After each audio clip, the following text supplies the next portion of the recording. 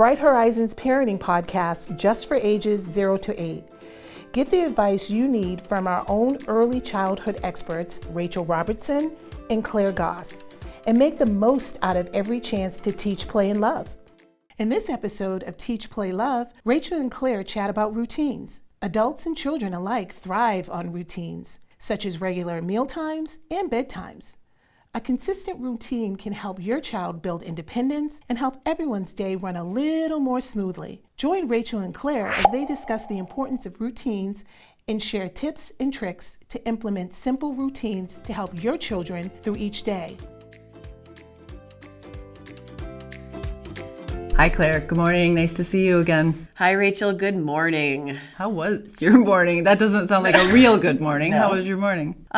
Okay, we are a little bit off kilter in my house this week because my son has a big performance this weekend. My daughter is having midterms in high school, and there's just a lot of feelings happening in my house this week. That's a lot of change, lots of different stuff going on. How are you handling it? Good. I'm prioritizing sleep. That's my tactic. And then I'm prioritizing coffee during the day. Mm-hmm. So yeah, I was drinking loads of coffee because I'm traveling this week and barely made it here without spilling a bunch on myself, of course, in this crazy weather and driving. But I'm here. We're here. And we've got another episode of Teach, Play, Love to record today. And we are going to talk about routines. Yes. Yeah, speaking of morning commutes, etc., exactly. We'll talk about routines. We're talking about routines because we know as educators and people that have worked with little children before that they are a trick of the trade. You need to have routines. It's hard when you're a family and you're doing a whole bunch of things, especially if you're juggling a lot of routines and kids are on different routines, but they are really important for children. You should certainly pay attention to all the different children in your household and yourself. Pay attention to development and temperament when you make your routines, but it doesn't matter. Doesn't matter developmental levels, doesn't matter temperament types. Everybody needs a routine. It's good for all of us. Yeah.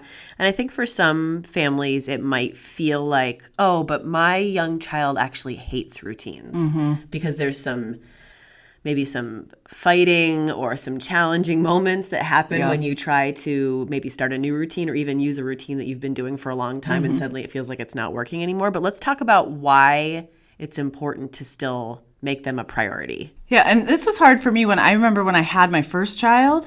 I wasn't a very routine person. I liked to stay up late. I didn't like early shifts. When I was a center director, I'd always volunteer to do the late shift. I like to just kind of go with the flow.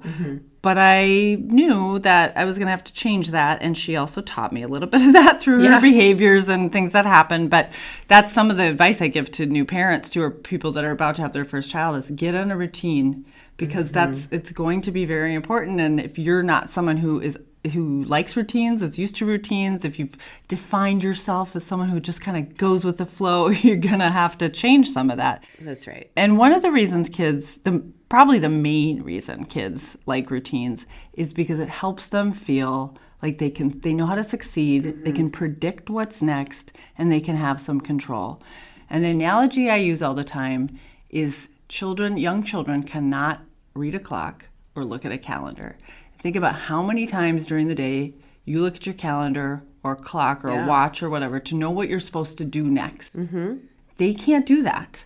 So sometimes I've done trainings with people and we cover up all the clocks. I take everybody's phones and watches and everything. Within 5 minutes, people are getting kind of squirrely because they don't know what time it is. Yeah. They don't know what's next. And that is exactly what can happen to kids if they don't have a predictable routine. It doesn't have to be really rigid.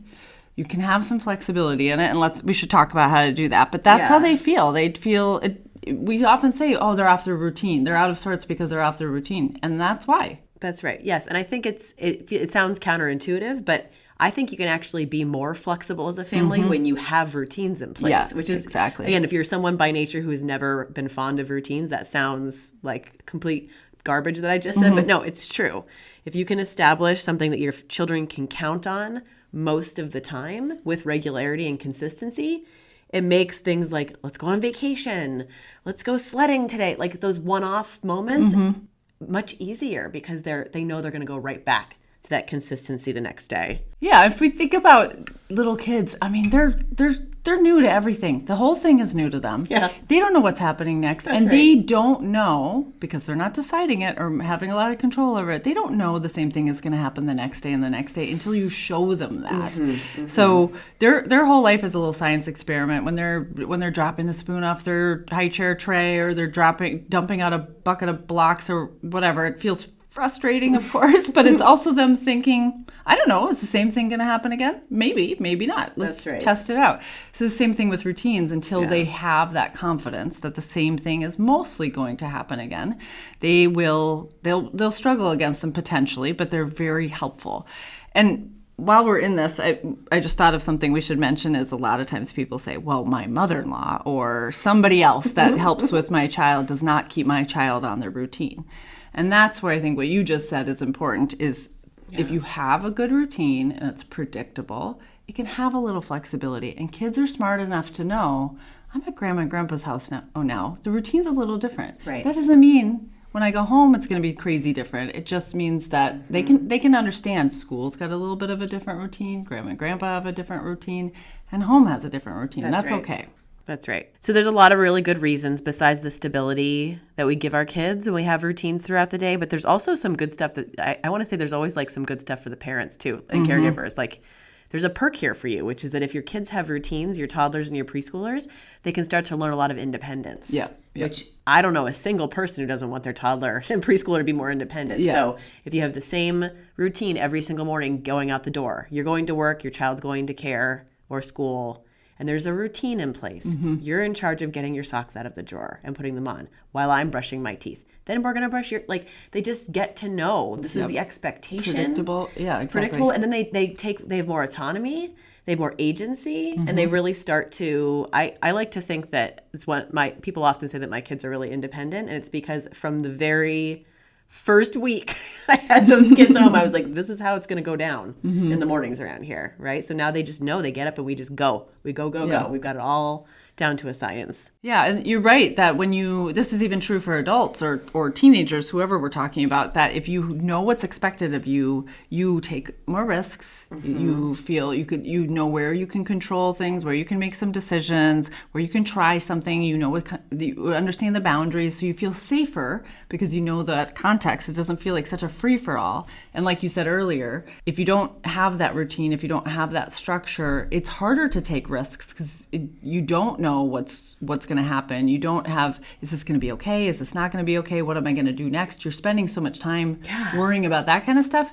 You can't thrive. So kids can't articulate this. And of course, when they're young, they're along for the ride most of the time. Of course. But giving them routine and that structure in their day, as many places you can get it, does build that independence, and it helps them develop a sense of mastery on a couple of things too that are really important. And the other thing is regulation, which goes along with independence quite a bit.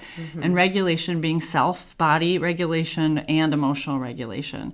So if they know what's coming, they're less likely to push against that because they're predicting it. They know what is coming. It's not a surprise every night, and you don't have to negotiate as much, which isn't that great as a parent. Yes. Anytime you can make your parenting life easier, like we're giving you this, and there is a reason, back to what you said in the beginning, Rachel, there's a reason that educators and teachers use, you've heard classroom routine. There's a reason for that because they're not managing just one or two or three kids like you are at home. They're managing tens of kids, right? So if you don't have a routine, things fall apart pretty fast in a classroom if you don't have a routine, because and that makes kids feel safe. It makes them want to be at school, and of course your kids want to be home with you. But if you have a good routine in place, I really feel it really makes more time in your day with your children for fun, for play, for closeness, for relationship building, because you're not struggling as much. There's not as much. And listen, your kids are still going to have their tricky moments. Even if you've got a well-oiled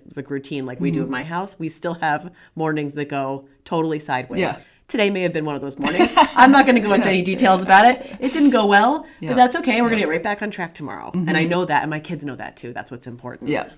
And exactly. They will test. They will see what is possible. Maybe they can push the boundaries a little bit. And we're all human in this. Sometimes I don't like my routine for the day. Sometimes let's be real, and it's not even sometimes, most of the time I'm running in late to meetings. But that routine still, I know I can kind of get up as much as I used to think I'm kind of a go with the flow kind of person, that Outlook calendar tells me what to do, and That's I right. need that routine every day. I start the day the same exact way, and it's very helpful. It would be much harder for me to succeed if I didn't know what I was going to do or what to expect every day. And it's literally the same with children. They just can't articulate it the same way. That's right. But when you are going to have some flexibility in your routine, it's good to give them a heads up too, so they can Right. prepare, especially with different places in the developmental spectrum that they might be, or different temperaments, whatever differences children have. And we all have differences. We're all different people. We all come with a different bunch of stuff together. And so you have to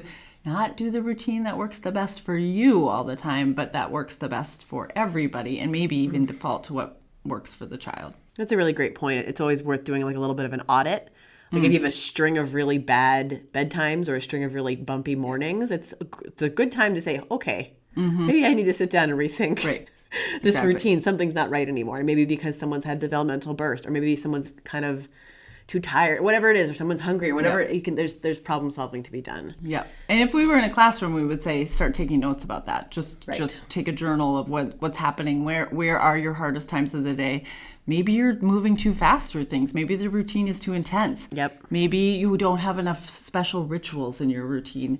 It's not just about moving from one thing to the next. It's about also adding in those moments that they can rely on that are special, because we always talk about that. Yes. More quality time.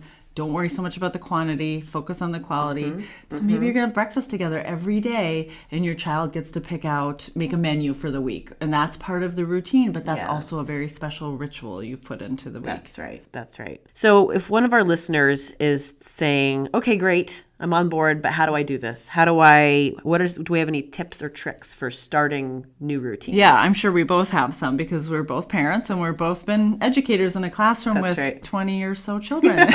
So you have to have some routines. Importantly, really pay attention to where your child is developmentally. Right. Toddlers can do one-step direction. So if you tell them to do 5 things, it's not going to work out. They're not able to do it, so you're setting them up and yourself up. I just watched a pretty funny video of a parent that got locked out of their house, and they had the window just open enough that the child could get in. And they're telling the child, go unlock the door. Go unlock the door. And he was just like going to the dining room table. He found a snack. She's like, just the one thing. I just need you to do the one thing. But he was about that age that one thing was even really hard to do. So adjust your expectations. That's exactly. Number one. Yeah, exactly. And don't just fill the day with stuff. Everybody needs some downtime, some space for those transitions. The routine has to be reasonable. It's not just about, here's the schedule and we're sticking to it. Everybody, let's go. It's really just that predictable, how is the flow of our day. So we're not encouraging you to create a really intense routine. That's right. And a lot of adults are able to do that, are ready for that, but kids absolutely can't do that. They can't move that quickly, cognitively, emotionally, or sometimes even physically. They can't keep up with it. So be thoughtful about that.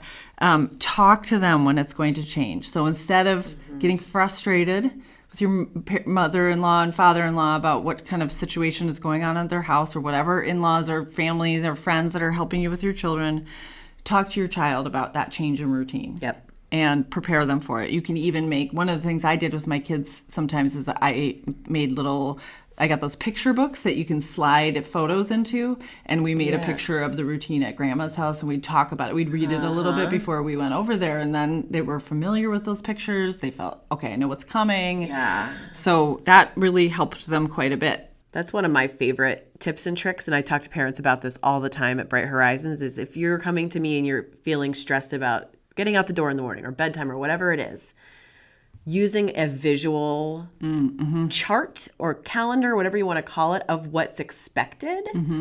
And you can use, if your child's probably not reading yet, you can use icons or photos of things from around your house, and you can put it on a Velcro board, you can put it on a magnet board, a whiteboard, whatever works for your family. Hang it in your house at your child's eye level. And then they know, you can say, oh, let's go check your chart. And again, the independence, the agency, they feel important. They feel like I've got some control here. And you can do 2 things. You can have them pick up a picture from a basket and put it on the chart when they've completed the task, or you can have them, it's already up in the morning and they can cross it out with a dry erase mark. Well, there's so many different ways depending on your child and their temperament. And I remember when my first two kids are not even 2 years apart. So I was really deep in the little kid years for a while at my house. I was working and I had a preschooler and a toddler, and they both magically had about a year where they were at the same school. Mm-hmm. And school had, during the winter in New England, there was a lot of snow. And they said, when you drop your child off, we'd like them already dressed in their snow gear. So we're going to go right out to play first thing, get them running, get their cheeks red and rosy, get them all worn out before we go inside.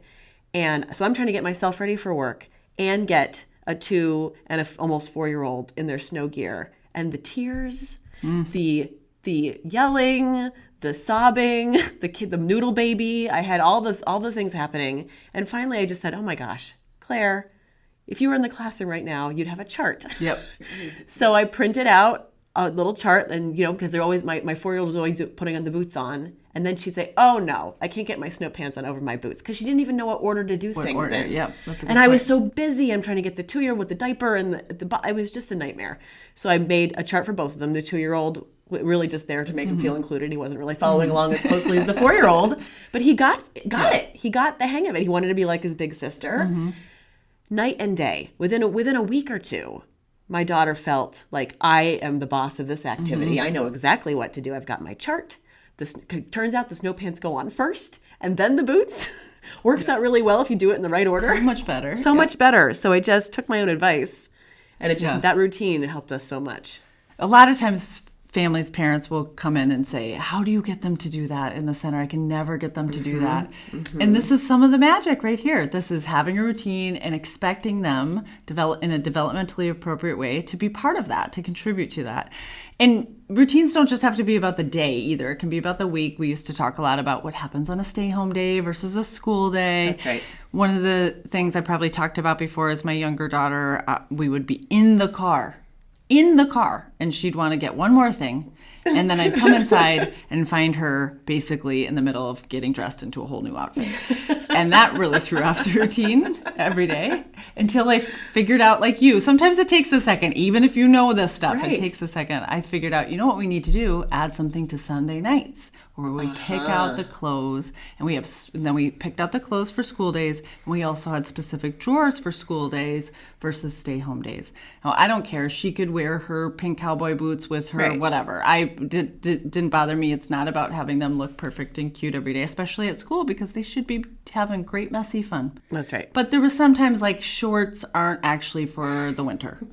So we had to make some decisions about what worked out for school. Maybe shorts could be on a stay-home day that we weren't going anywhere. Yeah, that was but fine. isn't that a better conversation, like a routine conversation to have on a Sunday night, as opposed to 5 minutes before you need to be out the door? Exactly. Or everyone's going to be late. Yeah. So this goes to, we know a lot about child development, and we found ourselves in the thick of it too. So sorry, there's no miracle here, but we promise that if you just take a step back and look at where your trouble spots are during the day, you will find a way to solve some of your challenges, parenting challenges, with routines. And you'll also have the confidence that you're building some really important lifelong skills along the way.